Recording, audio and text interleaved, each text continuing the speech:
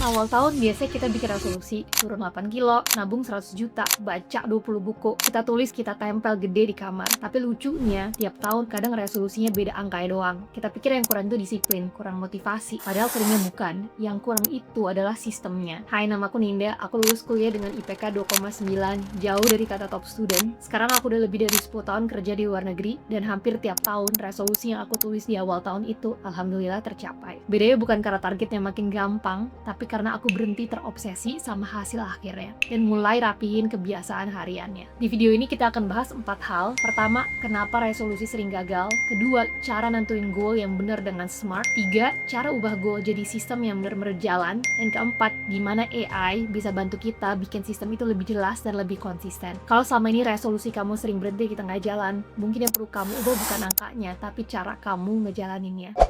Kenapa resolusi sering gagal? Punya resolusi di awal tahun itu nggak salah. Tapi kalau kita jujur, resolusi itu sebenarnya cuma goal yang kita tulis di Januari. Dan goal itu biasanya berupa hasil akhir. Sementara hidup kita tuh berjalan di level kebiasaan harian. Kita menulis goal tahunan, tapi hidup kita ditentukan oleh keputusan kecil setiap hari. Dan seringkali nggak ada jembatan di antara keduanya. Misalnya kita nulis mau turun 8 kilo, tapi jam tidur tetap berantakan. Pola makan nggak berubah. Olahraga cuma niat. Goalnya ada di dinding, tapi sistem hidupnya tetap sama. Dan terus kita bilang, aku nggak konsisten. Padahal seringnya bukan soal konsistensi. Kita cuma belum mengubah struktur hidup kita. Nah, ada 3 jebakan utama waktu kita bikin goal. Pertama, kita terlalu fokus sama hasil akhir ya. Kedua, kita merasa masih punya waktu. Ketiga, kita bergantung pada motivasi. Padahal motivasi itu fluktuatif. Kalau progres hidup kamu bergantung pada motivasi, kamu akan merasa produktif di Januari, terus kamu udah lelah di Maret. Disinilah perubahan mindset yang harus kita pahami. Goal bikin kita semangat, sistem bikin kita bergerak. Dan bergerak pelan tapi stabil, itu jauh lebih kuat daripada semangat sesaat. Tapi sebelum kita bicara sistem, kita harus pastiin dulu goalnya benar. Cara menentukan goal yang benar dengan smart. Nah, punya goal itu tetap penting. Tanpa goal, kamu nggak punya arah. Tapi goal yang asal tulis juga nggak akan membantu. Makanya kita pakai framework SMART. Nah, supaya goal kamu bukan cuma niat, tapi jelas. SMART itu sebenarnya singkatan. Singkatannya itu pertama dari S adalah spesifik. Goal harus spesifik, bukan sekedar mau sehat, tapi lebih jelas. Misalkan turun 5 kilo dalam 6 bulan. Bukan cuma mau nabung, tapi nabung 30% dari penghasilan tiap bulan. Kalau kamu nggak spesifik, otak kamu jadi bingung harus mulai dari mana. Nah, semakin jelas goalnya, semakin kecil kemungkinan kamu menunda. Yang kedua, M adalah measurable atau bisa diukur. Kalau nggak bisa diukur, kamu nggak akan tahu apakah kamu benar-benar maju. Lebih rajin itu perasaan. Olahraga 3 kali seminggu itu fakta. Goal yang bisa diukur punya angka, indikator atau frekuensi. Tanpa ukuran, kamu cuma merasa sibuk tapi nggak tahu apakah benar-benar progres. A, achievable atau bisa diraih. Goal itu harus menantang tapi tetap realistis. Kalau sekarang kamu nggak pernah olahraga, terus kamu langsung target 6 kali seminggu olahraga, kemungkinan besar bakal gagal. Bukan karena kamu lemah, tapi karena sistemnya itu belum siap. Nah, goal yang baik itu cukup bikin kamu berkembang, tapi masih masuk akal dengan kondisi hidup kamu sekarang. Kalau terlalu ekstrim, kamu bisa menyerah di bulan pertama. Nah ya, R adalah relevan. Ini juga sering diabaikan. Goal itu harus relevan dengan arah hidup kamu. Bukan karena tren, bukan karena orang lain melakukannya. Kalau kamu paling fokus malam hari misalkan, kamu maksain bangun jam 4 pagi hanya karena katanya sukses itu bangun pagi, itu belum tentu relevan. Nah, relevan itu artinya goal itu selaras dengan fase hidup kamu, ritme, dan prioritas kamu. Kalau nggak relevan, kamu akan capek mempertahankannya. T, ini adalah time bound atau ada deadline. Nah, setiap goal harus punya deadline. Tanpa deadline itu cuma harapan. Ya kamu misalkan mau turun 5 kilo. Kapan? Harus misalkan turun 5 kilo dalam 6 bulan. Nabung 30 juta dalam 12 bulan. Deadline itu membuat goal terasa nyata. Karena waktu memaksa kita memilih prioritas. Smart itu membuat goal kamu lebih jelas. Dia memberikan arah.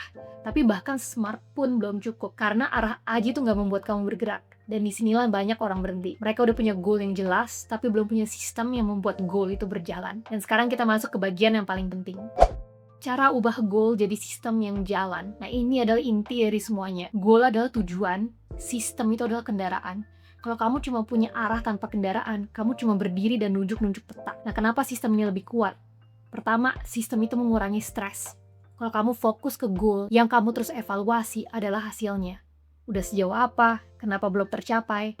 Nah, ini yang jadi bikin stres. Tapi kalau kamu fokus pada sistem, pertanyaannya hanya satu. Hari ini aku jalanin kebiasaan aku atau enggak? Lebih ringan dan lebih jelas. Goal menciptakan tekanan, sistem menciptakan ritme. Dan sistem ini jauh lebih sustainable untuk jangka panjang. Yang kedua, sistem itu mengubah identitas. Goal itu sementara, begitu tercapai, kalau nggak ada sistem, kita mudah kembali ke pola lama. Nah, makanya kadang banyak orang, misalkan mereka diet berhasil, habis itu akhirnya jadi naik lagi. Karena yang berubah itu hanya targetnya, bukan kebiasaannya. Sistem itu membentuk identitas. Bukan lagi aku sedang diet, tapi aku orang yang rutin jalan setelah makan malam, misalkan. Identitas itu jauh lebih stabil daripada motivasi. Dan identitas itu dibentuk oleh pengulangan kecil yang dilakukan terus-menerus. Yang ketiga adalah sistem tetap jalan saat hidup nggak sempurna. Motivasi naik turun, hidup juga nggak selalu rapi. Ya misalkan ada lembur lah, ada capek, ada agenda dadakan. Kalau sistem kamu hanya bisa jalan saat semuanya ideal, itu namanya bukan sistem. Itu namanya idealisme. Nah, sistem yang baik tetap berjalan meskipun 70%.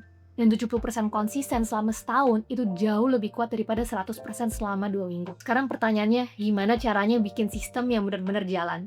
Simple, 3 langkah doang. Langkah pertama, kamu pilih 1 goal.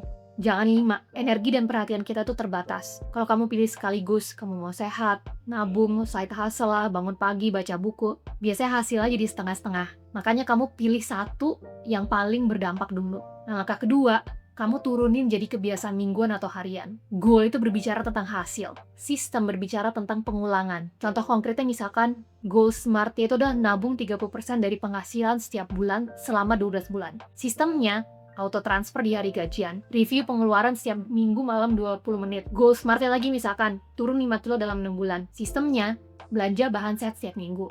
Jalan 20 menit setelah makan.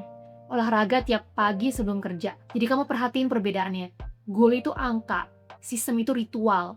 Dan ritual kecil yang diulang itulah yang mengubah identitas. Orang sehat tuh bukan karena target ya, tapi karena pola hidupnya yang konsisten. Langkah ketiga adalah track sistemnya, bukan angkanya. Nah, ini sering salah, karena kita tiap hari tuh timbang berat badan misalkan.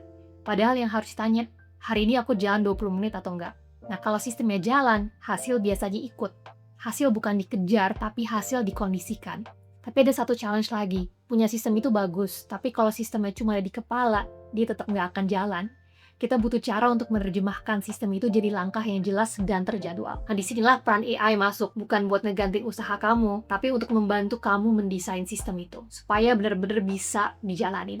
Gunakan AI untuk membantu kamu membangun sistem. Nah, menurutku ada 3 peran AI yang bisa ngebantu banget dalam bangun sistem. Pertama, dia bisa membuat goal lebih jelas dan lebih nyata. Kadang kita udah punya goal, misalnya tahun ini mau nabung 50 juta. Angkanya jelas, tapi belum terasa nyata. Nah, di sini AI itu bisa bantu kamu memvisualisasikan arah itu. Misalkan aku biasa nulis ke ChatGPT dengan prompt, kamu adalah strategic planner. Ini goal 1 tahunku. Ini konteks hidupku. Misalnya gaji sekian, bonus sekian, pengeluaran dasar sekian, gaya hidup misalnya seperti apa, dan seterusnya. Tolong deskripsikan hidupku setahun dari sekarang kalau goal ini tercapai. Seperti apa rutinitasku, seperti apa perasaanku, dan hal kecil yang akan berubah. Nah, outputnya itu biasanya panjang dan detail yang akan membantu kamu bisa memvisualisasikan bagaimana kondisi kamu tahun depan. Misalkan dari mulai kondisi finansial lebih stabil, sehari-hari pas kerja jadi lebih tenang pikiran karena ada safety net, lebih bisa enjoy weekend, dan seterusnya. Goal yang tadinya cuma angka jadi terasa seperti kondisi hidup di tahun depan, dan ketika goal terasa nyata, itu bakal lebih mudah membangun sistem yang mengarah ke sana. Nah, kalau kamu mau, kamu juga bisa lanjut ubah ini jadi deskripsi visual yang bisa aku jadikan vision board. Lalu kamu masukin ke Canva atau ke tool AI image generator, bikin jadi wallpaper handphone kamu, dan tujuannya itu bukan manifestasi, tapi supaya arah itu sering kamu lihat. Karena sistem itu selalu lahir dari arah yang jelas. Nah, yang kedua, AI itu juga bisa menerjemahkan goal jadi sistem yang konkret. Nah, ini bagian paling penting. Goal tanpa sistem tetap cuma niat. Nah, sekarang aku lanjutin ya prompt tadi. Misalkan dengan konteks jam kerja 9 sampai jam 6. Energi malamku biasa rendah. Tolong pecah goal ini jadi rencana 1 tahun, per quarter, per bulan, dan sampai mingguan yang realistis. Nah, ini contoh output yang muncul. Misalkan, fokus di quarter 1 adalah set auto transfer 2 juta tiap tanggal gajian. Desain rekening lifestyle. Mulai catat pengeluaran mingguan. Jadi mental shift-nya itu adalah menabung itu default, bukan sisa. Nah, milestone akhir misalkan untuk kuartal 1 6 juta terkumpul. Lalu AI juga bisa lanjut untuk sistem bulanan dan mingguan. Kamu perhatiin perubahan ini. Dari goal 50 juta berubah jadi ritual tiap minggu. Itu adalah sistem. Dan sistem ini jauh lebih bisa dijalankan. Yang ketiga, AI itu juga bisa bantu kamu memperbaiki sistem. Nah, bagian ini yang bikin perbedaan besar. Kalau sistem nggak jalan, kita biasa nyalain diri sendiri. Nah, sekarang aku tanya AI, sistem olahragaku 3 kali seminggu sering gagal. Tolong analisa kemungkinan akar masalahnya dan bantu redesign supaya lebih realistis. Nah, ini contohnya AI bisa jawab, kayak jadwal kamu terlalu mepet, energi di waktu itu memang rendah, target terlalu besar untuk fase sekarang. Lalu AI juga bisa saranin, turunin dulu durasi jadi 15 menit dulu, geser ke jam energi yang lebih tinggi.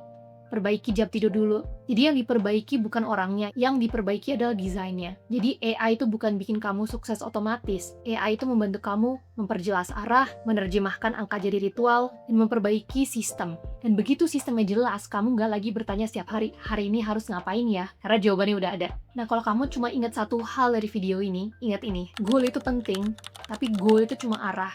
Yang menentukan hidup kamu berubah atau enggak adalah sistem yang kamu jalanin setiap minggu. Jadi bukan semangat Januari, bukan vision board yang estetik, bukan planner baru, tapi ritual kecil yang kamu ulang. Dan kalau sekarang kamu merasa stuck, mungkin bukan karena kamu kurang disiplin, mungkin kamu cuma belum mendesain sistem yang cukup jelas dan bisa dijalani dengan mudah.